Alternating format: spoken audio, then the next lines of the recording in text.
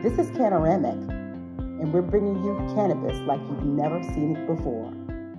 We are excited today to bring to the Cannaramic table Mr. Leo Bridgewater of Launch Leaf.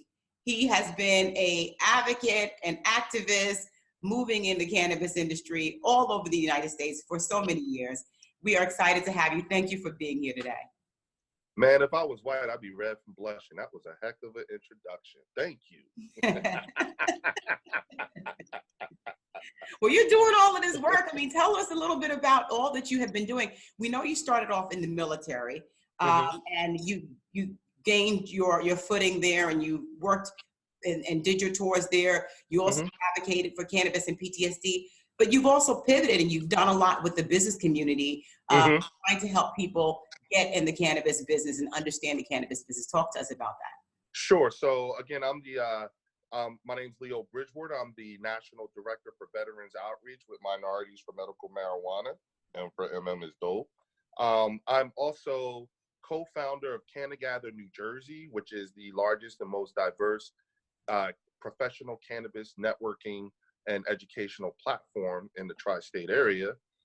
We have chapters in New York, Connecticut, Baltimore, DC, LA, and I'm also a co-founder of Leaf Launch Holdings, and I'm also co-founder of Leaf Launch Education, where we provide an online, it's a SaaS, we provide a software as a service and video content for curriculums for secondary and higher institutions of learning. Okay. And in 2015, I testified in Senate committee to have post-traumatic stress disorder added as a qualifying condition to the New Jersey medical marijuana program. And in September of 2016, then Governor Christie signed our bill into law. So now PTSD is a qualifying condition.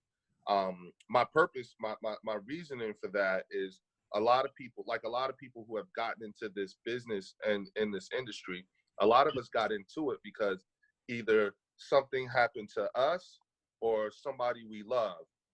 And that's a completely different kind of motivation. You know, when someone messes with you or your family, you know, you sort of kind of, you can't be reasoned with.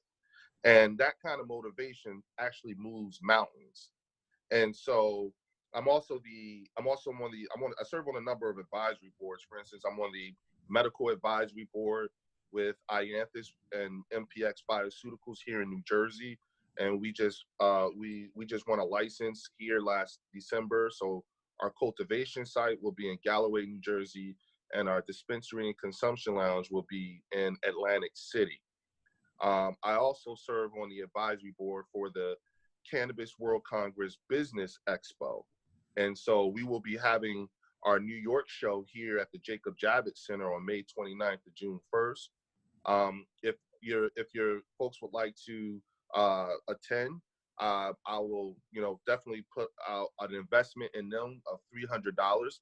Just go to cwcbexpo.com, use the promo code LEAFLAUNCHEDU, and that gets you a free floor pass for all 3 days to the expo. So those who are kind of curious or wanting to know how do they, what this industry and this business entails, you need to see what you need to do.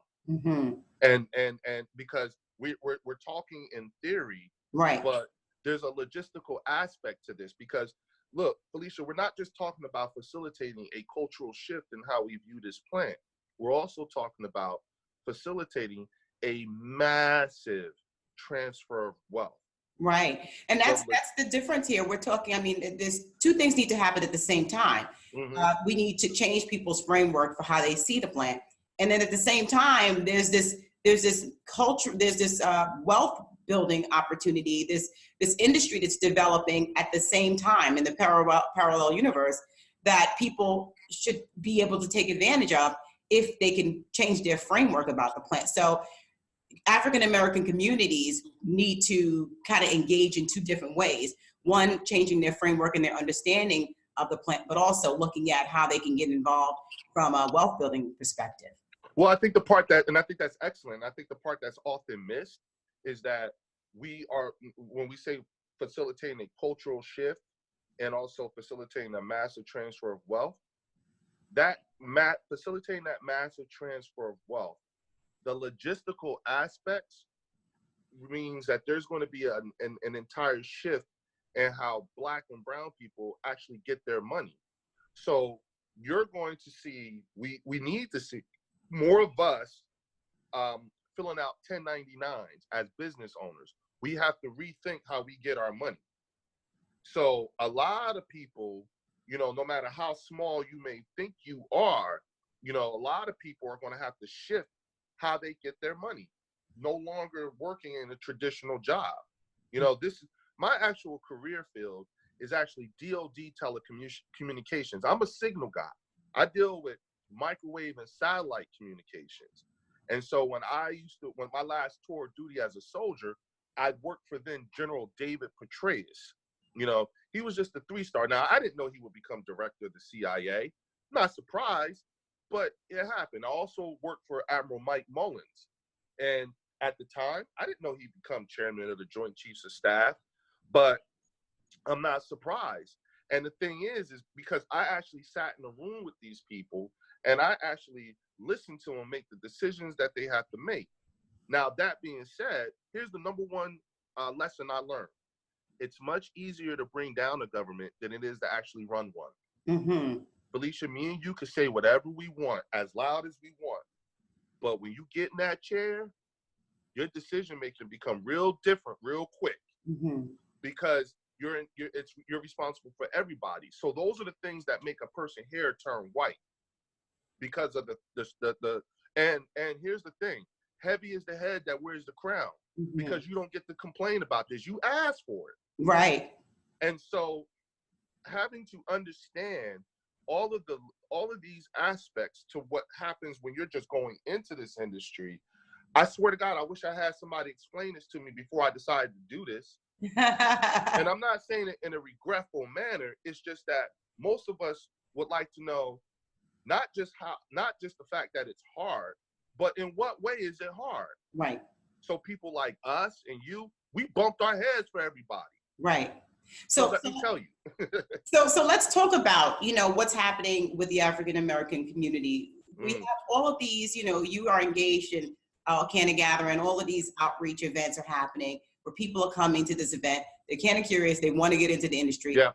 What happens at those events with these people? And, are they thriving after they come from these events? What's happening with them? Oh, man. So, the number one thing that happens the most, right? Well, first of all, what happens for everybody who is Canna curious that attends these events, they quickly find out that no matter how many of them no matter how many of them are there, they quickly find out that they are actually the minority in the room, because majority of the people that are in the room are folks who are already in the industry, and they are Black and brown and white all together.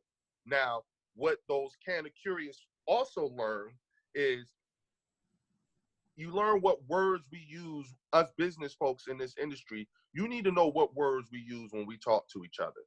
What do we say when we talk to each other? What are our concerns?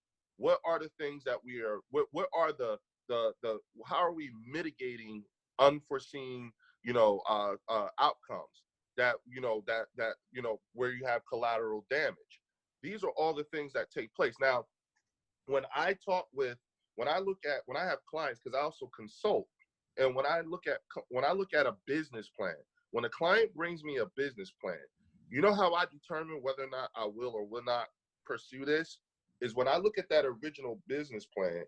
If I don't see money or budget somewhere in the budget where there's money allocated for international travel, I'm done. Okay.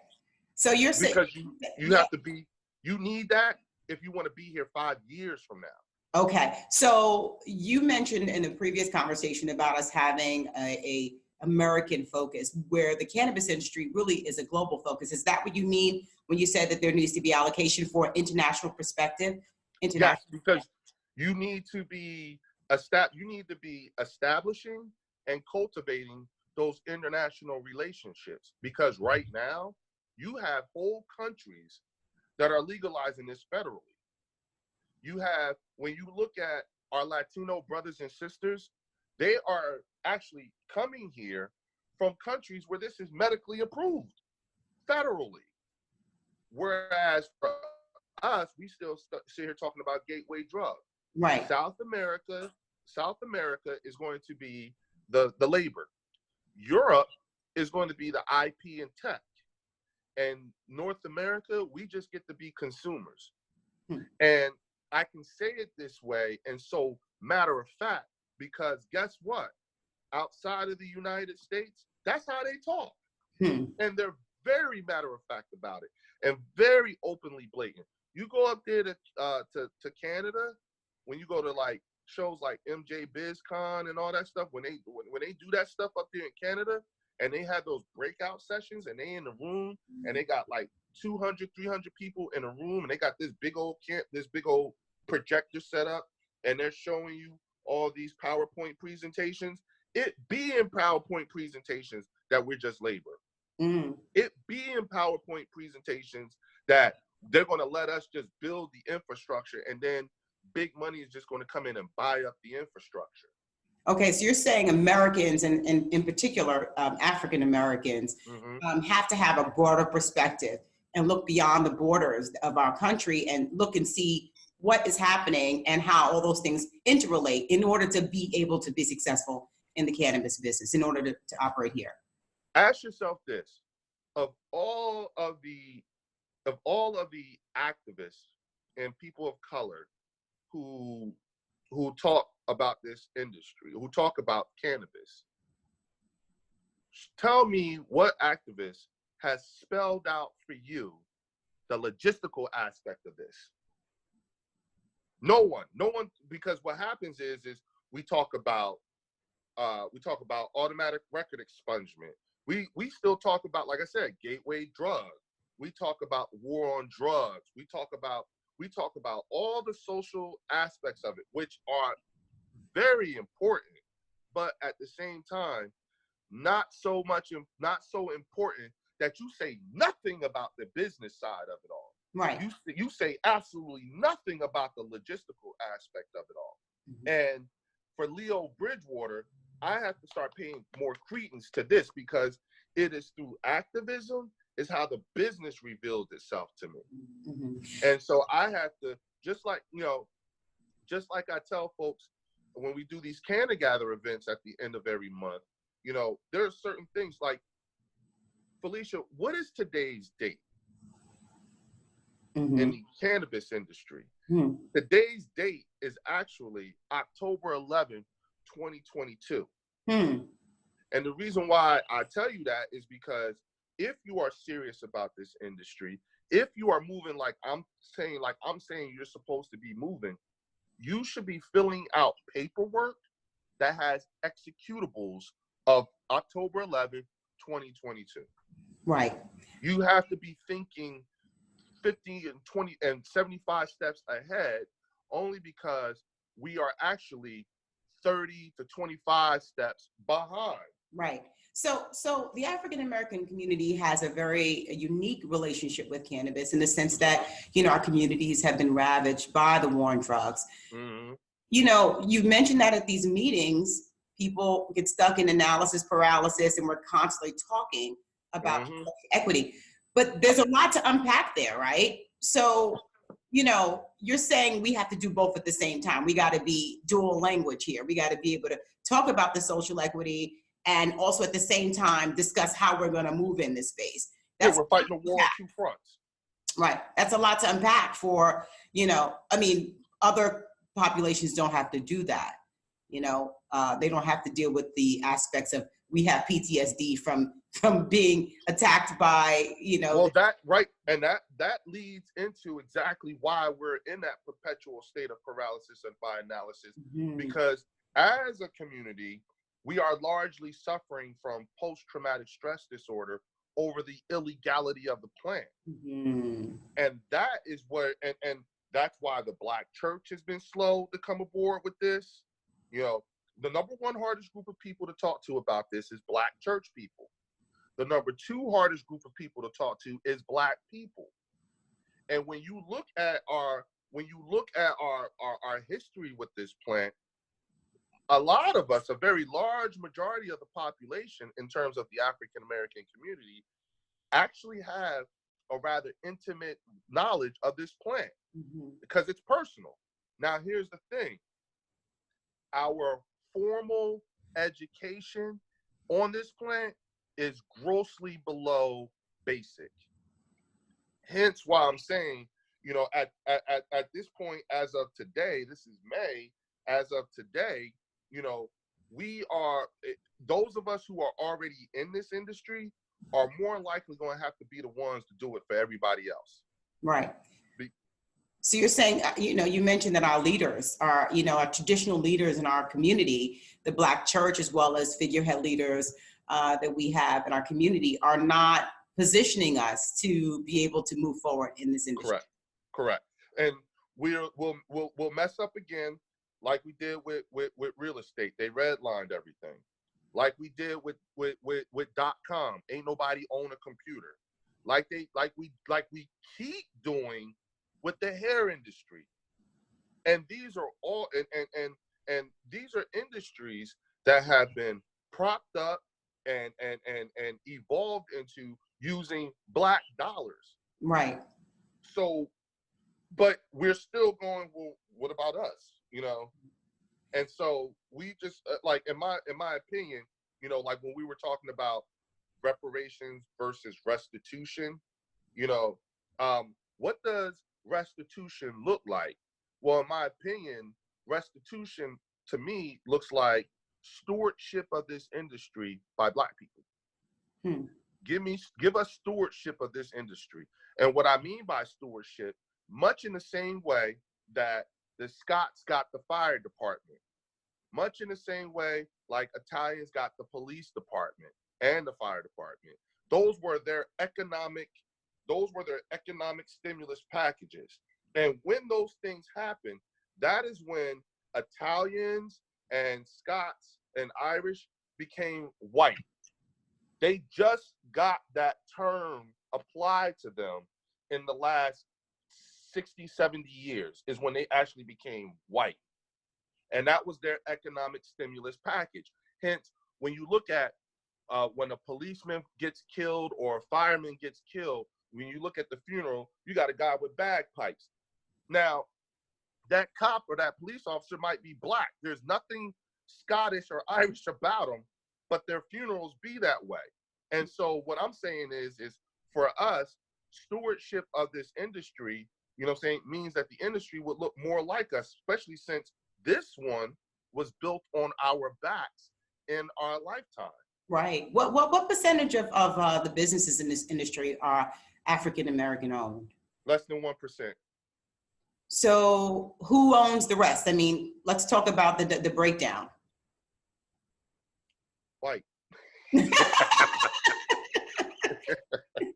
Just two, white. Okay. I mean, like, there's only like what, 1 or 2 dispensaries owner in the entire state of Colorado, and that's Wanda James, a leader. You see what I'm saying? Like, it doesn't, like, it's. I know it sounds. I know it's a very simple answer, but yeah, that's actually how it is. You know what I'm saying? So, like you said, we have an industry. You have an industry that was built on the backs of the communities that suffered through the war on drugs, and 100% of the majority of that was in the African American brown communities.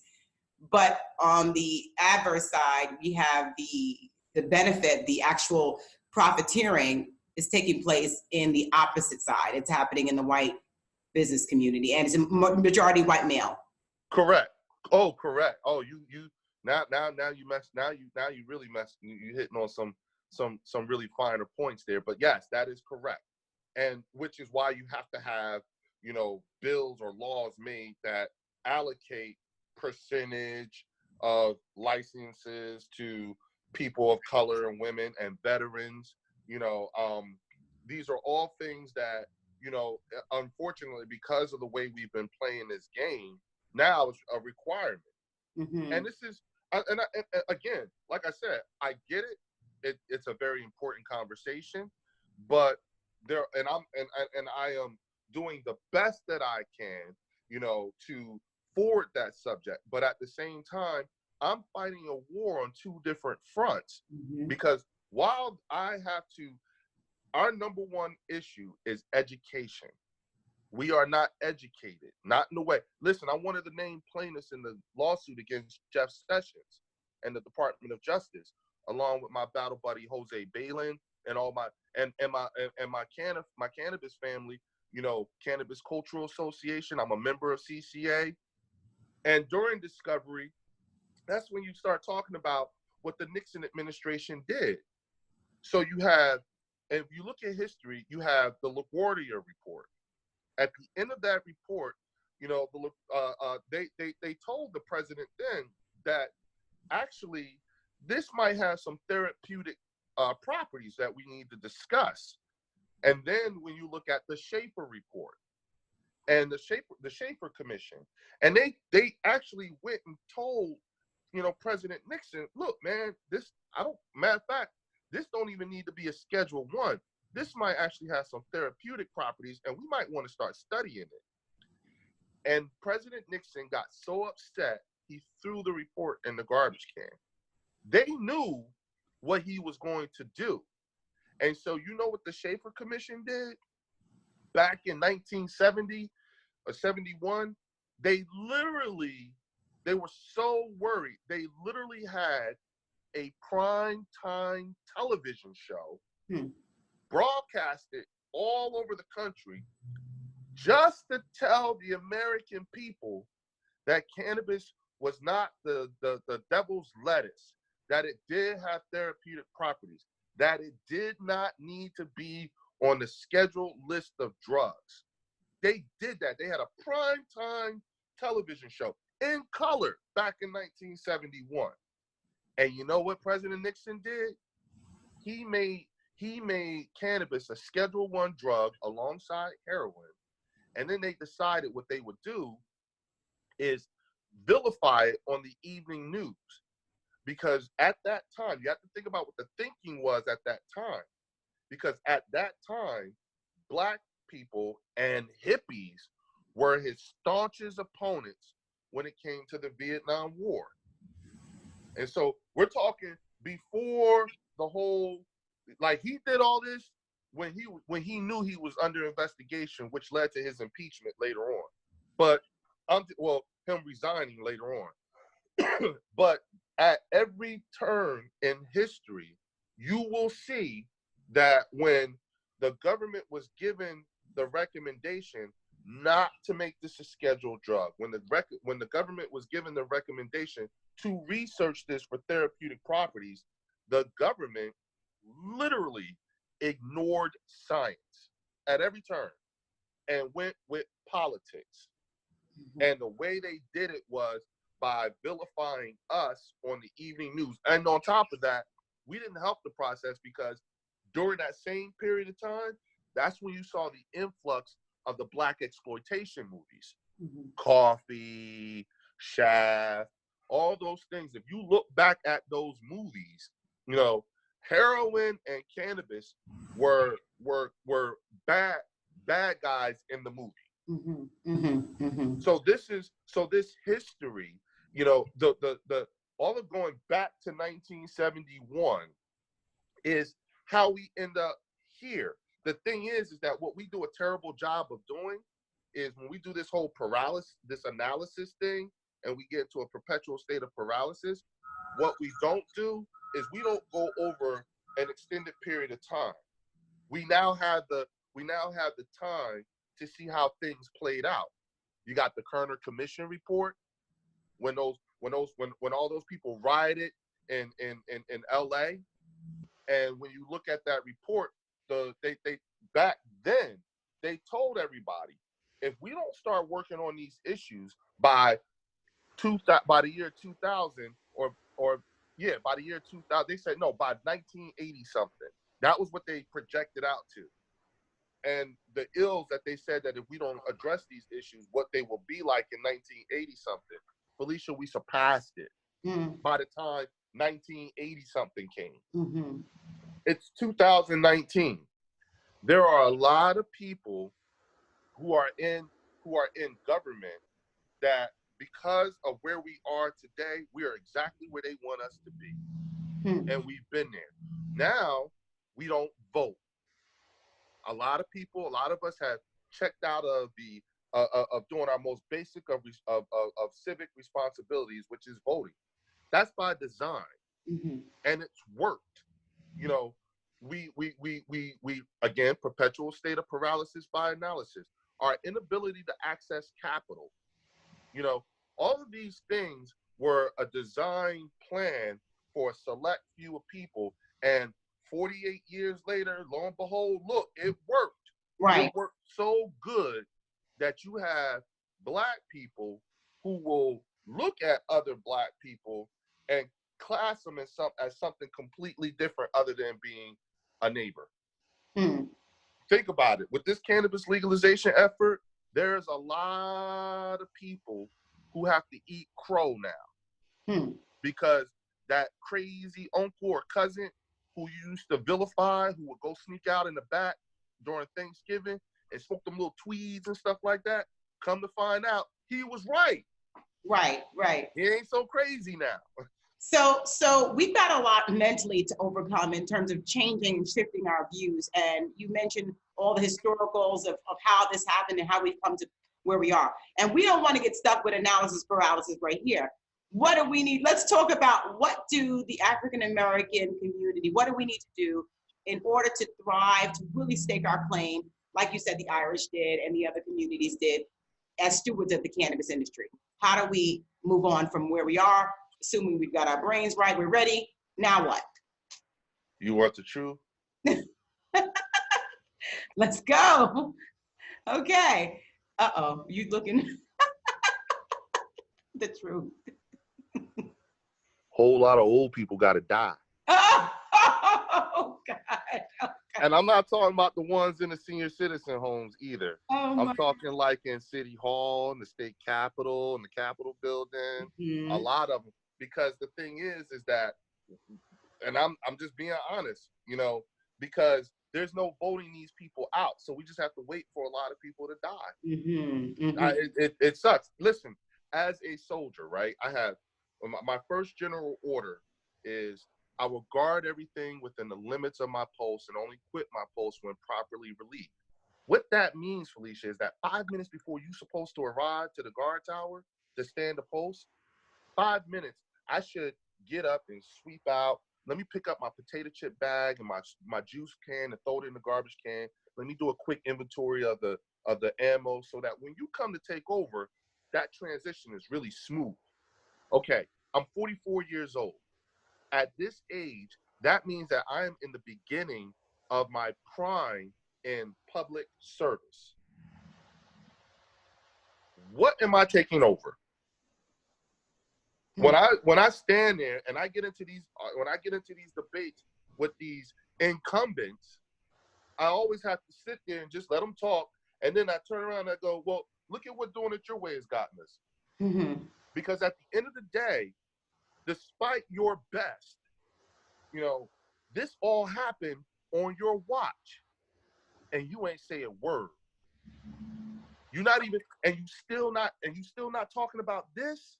Right. I think some of y'all gotta go. And so, if you're asking me what needs to happen, yeah, that's the immediate. But in the long term, and that's just my wishful thinking, unfortunately. But it's the thing that has to happen because, again, our leaders in the cannabis industry, and I'm only talking about the cannabis and hemp industry, okay? They are not time appropriate. They're not. So white communities are thriving in spite of these same, I guess, constructs in American society in regards to cannabis regulation on a federal level. We know that there is no banking. We know that there are obstacles and gray areas all around. These people are maneuvering and still staking a claim to be stewards of this industry. How are they working around, and how do we do the same thing? They are more organized than we are. Mm-hmm. And I can't be mad at any group of people, be it white, Indian, Hispanic, whatever. I cannot be mad at a group of people for being more organized than my own. So for us, you know, there's a thinking that we ain't got no money. And we do. And so remember when I said Oprah Winfrey, Michael Jordan, you know, Jay-Z, all of them? I don't need them. I do not need them. I do not need them to do anything. All I need is their money. That's what I need. Because when I step into a room with all these executives, I need to walk in the room. They need to know who money I got. Mm-hmm. Because what ends up happening is, and let me tell you, this is one of those things where we literally can build our own, not have a piece of the pie, but more so just have our own pie. Mm-hmm. And then do business with everybody else. But we can actually own from seed to sell, and also have a respect. Because see, here's the thing: one thing that, and this transcends black and white people. See, this is both of us. One thing I will say about cannabis consumers that I think corporate hasn't been able to crack the code is cannabis consumers are notoriously loyal. We're loyal to a fault.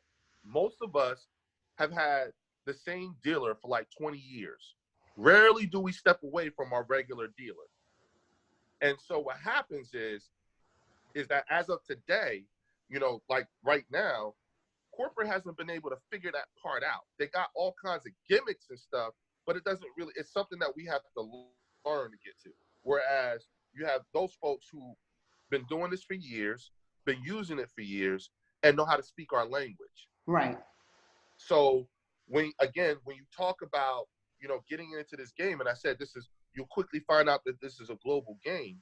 The moment you find out that this is a global game, guess what goes away, Felicia? The talk of being a little guy. Mm. Because it's a big world. Mm-hmm. Mm-hmm. And in the grand scheme of this big world, ain't no such thing. There's no time to even figure out if you're a little guy or not. Mm-hmm. There's no such thing as a little guy. There's just you, and everybody else is running their own race. Mm-hmm. Which is why, if you're going to get into this game, and I said, when I look at business plans, if I don't see any money allocated to international travel, you're not going to be here in 5 years. So what else do you look for to see signals of a company that has some footing and that could be successful? Want me to name a company that I think it can be successful? Yeah. Oh, in terms of black owned? Yeah. Oh, man. All you have to do, you don't have to look no further than two people I can name right off the bat. Dashida Dawson with MJM Strategies and Dr. Shonda Macias. And you know what? Hope Wiseman, Jesse Horton, you know, you look at Shanita Penny. Now, these people all have businesses that either touch or ancillary. And so when you look at Leaf Launch Education, which is my company, you know, we've figured out our lane in terms of, you know, how we're going to move in this space. And so our lane is basically through education, because like I've been saying this whole time, all of this has been education. Look, Felicia, look at this. Look at all these, look at this. You see these grades right here? You know, you can't tell me I ain't been putting in no work. You know? That's from educating. Right. And what do these businesses have in common? The common thread that you say would make them poised for success? Well, aside from the very first thing being that they're black owned, you know what I'm saying? The second thing is that out of the four people that I just named, 3 of them are women. And and all 4 are moving in the exact same way as their white counterparts and doing it better. Like what? Like Dr. Shonda Macias was one of 2 people in the state of Louisiana to get a cultivation license. That's on top of the 2 or 3 dispensaries she already owns in DC.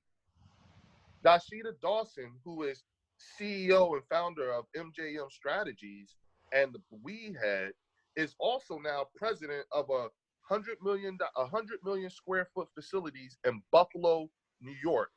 When you're talking about cultivating cannabis and creating a huge campus. When you look at Hope Wiseman, at one point she was the youngest African American dispensary owner in the country. Now, girl, you should see what she does.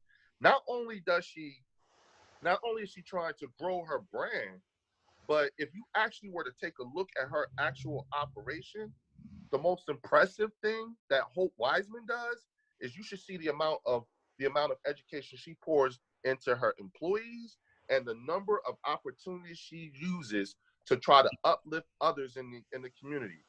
Her grand opening for her dispensary, before you even walk into her dispensary, Hope had like 6 or 7 other businesses showcasing their services and product before you walked into her door for her own grand opening. Right. So these are people, the main common thread is these are people who have not just climbed over a wall, but they threw the rope back. Right. Look at what Jesse Horton is doing out there in Oregon. And here's the thing. He's fighting, just so that he can be here for everybody else, because he helped found MCBA. So there's a lot of us out here that the Canna Curious have no clue we exist. Right. And the established authority, being the governor's office and the senators in DC, they don't talk to us. There was a lobby day just a week ago or 2 weeks ago, and my colleagues went down. They all came back a little disenfranchised because it wasn't until they actually got into DC that they quickly found out that our issues with this industry are not on those people's radar. They give less than a damn about us. Yup. In the meantime, this stuff is moving. The wheels are moving for this to go legal on a federal level. Right. So it's getting deep. So you mentioned a commonality between these organizations that you find to be on the road to success and successful, and that is that they're pollinating, they're going and they're creating opportunities for others. And you mentioned also about the Irish and the Scots and how they've kind of established those themselves in those industries. I guess those were their economic stimulus packages. Right, and that was also, I guess, through pollination, because one person would tell another person and you tell your community and you keep building within your community. So that is, of course, one of the keys. We have to keep educating and building within our community. Are we doing enough of that? You mentioned 4 or 5 people. We've got a whole country. Where are the biggest areas right now where you're seeing opportunities for African Americans to thrive and grow? Every place that they're talking about legalizing, that's where the opportunity is. Okay. Because you have to recognize, me, you, and everybody within range of my voice, we are the only ones who will ever experience the end of prohibition on cannabis. That can actually do something about it.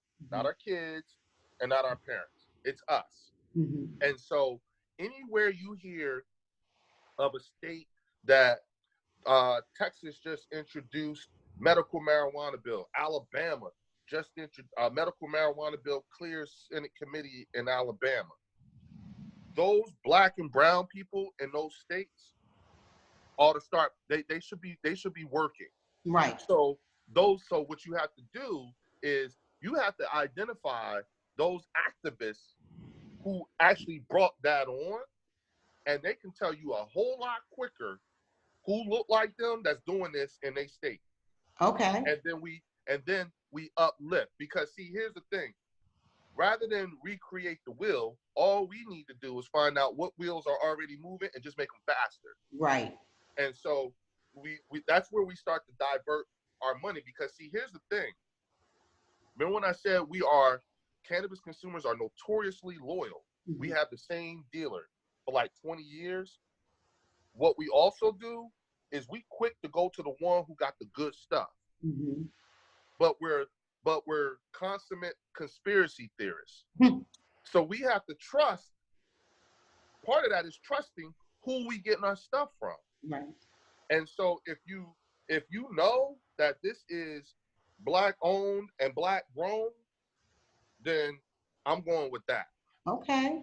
So I think that, you know, the summation of it all is that, you know, as African Americans, yes, we have been villainized, and we have had our communities ravaged by, you know, the cannabis, the war on drugs. Mm-hmm. But we got to shift and pivot and move past that so that we can stake a claim in an industry that we should be entitled to work and operate in and be successful in. Correct. And when we do that, you know, we look for opportunities in areas where you said, you know, the laws are starting to change. Connect with your local activists who help put that law on the Yep. Because they'll tell you. Yeah, and look to other states that have done it to replicate the success. You can avoid having to make the same mistake. Mm-hmm. And Mm-hmm. help one another, pollinate, cross-pollinate. Don't hold it to yourself. Look to create communities within your community that can also enjoy in the progress in the cannabis space. So what you essentially just described is that Black people need to start thinking on a micro level, Mm-hmm. a macro level, and a meso level. Meso. Yes, community. So if we're not doing that, again, hence what helps, which is how I'm completely able to say we're behind. Right. You have, like, I talk to folks, and in particular, Black activists and mostly Black politicians who are from that different era, right? They have this thing where they think that, oh, none of this is going to happen until I decide that this is going to happen, until I decide to get into this and engage in this game. And that's when I have my head goes, because this is already happening. Right. This actually has happened. Again, all things. So the fact that you are actively retarding Mm-hmm. our growth in education on this is further evidence you might need to go. Mm-hmm. Because we have in government, we got two types of people. We have Flintstones and we have Jetsons. And we're asking a bunch of Flintstones to make the rules to a Jetsons game. Hmm. Now, these designators I'm giving you transcend race, transcend gender, transcend religion, and transcend age. Because there's some young ass Flintstones out there. Mm-hmm. And political orientation. And political orientation. Mm-hmm. Mm-hmm. And so, and I break it down to the most basic of levels, because again, the general population has no clue that we are as advanced in this conversation as we really are. Mm-hmm. Mm-hmm. And mind you, that's all I completely put that on leadership. Right. Whether it be in the state house or whether it be within the African American community, the fact that we are where we are right now is a textbook example of a breakdown in leadership. Mm-hmm. So what we have is we have a quality of leadership issue. Now, I just told you, I used to work for Dave Petraeus and Mike Mullins and General Lynch and General Kukalo and all these people. So when I talk about leadership, understand what my measuring sticks are. And so, of course, I come back to New Jersey, I move back home, and I see everything going on, and this all looks strangely familiar to me. Mm-hmm. Mm-hmm. Because see, I was in Baghdad when the Iraqi people voted for the first time. I was in Baghdad to see the Transitional National Assembly take their seats. When George W. Bush gave the State of the Union address in 2005, a part of that State of the Union address, he was talking about my unit, the things that we were doing. And so, remember what I told you, it's much easier to bring down a country than it is to run one. What you think I'm saying now that I'm home and looking around and trying to figure out what the hell happened to my state while I was gone? What the hell happened to my city while I was gone? And having to do the actual research and look at it, I understand. Now, what I'm offering you is what we call real-time, boots on the ground intel. Mm-hmm. Felicia, you have to get ready. You have to make a serious decision. And in order for you to make this serious decision, you need to make the most informed decision as possible. Why is nobody bringing this information to you? I just told a group of seniors 2 weeks ago here in Trenton that a multi-billion-dollar-a-year industry is being birthed right around the corner on West State Street. And they just now finding out. Right. Oh. Well, that's what we're doing with Cannaramic. You know, we're looking to reach everyday people and really push that conversation. People don't realize that there's a whole thing going on right in front of their faces that they are not participating in. And people, leaders all over the country are in position, have been working. You know, I think that the goal here is for people to connect with their local leaders, look to see who's working in their legislative offices, to see who is moving this legislation forward, connect with them, and start to get involved all over the country. There's organizations like Minorities in Medical Marijuana, Minority Cannabis Association. What are some of the other organizations people need to be connected with in order to get involved? Oh, you got Cannabis Cultural Association, CCA. You have Women Grow, which is a big time leader. Of course, like you said, Minorities for Medical Marijuana. You got MCBA, you know, Minority Cannabis Business Association. You look at those 4 organizations, and then what you do is, and I tell people all the time, look under the hood. Once you look under the hood, that's where you'll find where the real work is being done. And the actual work, the kind of work that is reflective of what people have in their minds about how they see themselves and themselves in this industry. Because what happens is, and I'm gonna say this right now, not all Black people need to be growing weed, cannabis, okay? We don't all need to be doing this, you know, but a lot of us do. And the only reason why I'm saying that is because I'm not talking about a program. I'm not talking about a grant. I'm talking about industry, commerce. That means, you know, like, it's been from a social justice aspect, from the social justice aspect has vilified the business so much that when you look at people, you know, you have other Black people I got Black people who will look at me and say, ain't no Black people doing this. Hello? Right. What am I? Right. And is there also perspective that, you know, if you're talking about business, you know, you're kind of like just taking advantage, or you're not. Yeah, you're not down. You're not down. So we kind of, African Americans, we kind of are stuck in this, you know, fight the power mode instead of like, let's get the power. Oh, you've been fighting for so long that's all you know how to do. It's great. Right. Well, there comes a point where there needs to be some sort of a conversation, right? We're not doing that because when again, we like speaking truth to power. Right. And these kinds of fights be therapy for a lot of people. I'm gonna get it off. I finally get to say to the man how I really feel. Great. But guess what we're not doing? We're not actually moving. We're just sitting here yelling. And when you got people who have the kind of arrogance that they'll have, that you and I both know of people in DC who will sit there and have Senate meetings about women's reproductive rights, but won't have one woman on the panel.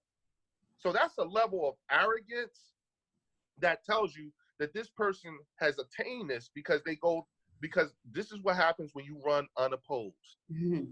Now, New Jersey just announced that we have 43,000 registered cannabis patients in the state. That when I got in, it was 7,000. So now you have 43,000 patients. You know what I call them? That's 43,000 votes. And in November of this year here in New Jersey, all 81 seats of the assembly are up for grabs. Okay. So that sounds like opportunity for change right there. Moving some people along. Well, let's get moving, people. I think that's the motivation you're trying to say. Let's get moving. Let's stop being stuck. Let's get moving. There's a lot of opportunity here. There's a lot of positions where we can take, whether it be plant touching, ancillary. Let's get mobilized. Let's connect with other people. Let's cross-pollinate. let's do this because the opportunity won't be here forever. Now that talk right there Mm-hmm. that you just said, I'm 10 million% behind you. But I can tell you right now, that kind of talk is scary for a particular type of money. It's scary for old money because here in New Jersey, the pharmaceutical industry has been operating for generations. That kind of talk that you just demonstrated is scary for long money because the alcohol industry has been operating in this state for generations. And that kind of talk that you just gave is very scary for big money because the prison industrial complex has been thriving. So there's going to be opposition. There's going to be opposition that has resources, but don't be deterred. We got work to do here, and you better be careful. You're starting to sound like Alexandria Ocasio-Cortez. Uh-oh. See, you sound just like her. Now, for a select demographic, this kind of talk is very scary. Mm-hmm. Because what's happening is, and this is why, the Trump presidency is the gift that keeps giving, because a lot of people have woke up and found out we've been asleep at the wheel a little too damn long. So let's fix this right now. Excellent. Because what we need a government that's more reflective of us. Everybody in here, all these people who are running who are incumbents and have been there for over 20, 30, 40 years. You know what I'm saying? These are all people that find our kind of talk very scary, and they don't want us around here. So that's why they do things like gerrymandering, messing with signatures, telling people, changing the voting, lines, all that stuff. Mm-hmm. It's like they don't even want you to vote because they play games with your vote. Right. So that tells you right there. We got a lot of hurdles to overcome, but we are people who are very resilient and we go hard. So let's go together. Leo, I so thank you for all that you have given us. You dropped a whole load on our heads. We're gonna have to go home and marinate on this a bit. I was gonna ask, was I a little too much? I told you. We're gonna have to marinate and think about this really deep. But you have given us so much to start with. People need to get in touch with their local communities and get moving. Thank you for what you do. We appreciate you. And we know you've given us this like we've never seen it before.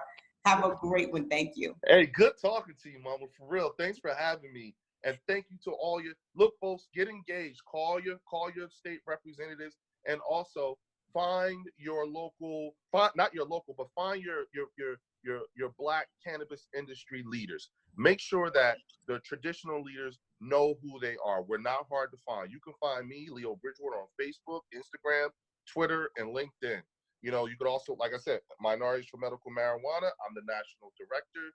Leaf Launch Education. Keep an eye out. And again, use that promo code LeafLaunchEDU for all you prospective business owners and folks who want to get into this game. That's a $300 ticket that'll get you into a 3-day 4-pass to the CWCBE May 29th at the Jacob Javits Center in New York. We're gonna include some information about that in the notes here, and we got a lot. Let's get moving. We got to stop sitting around. Let's go. I appreciate you.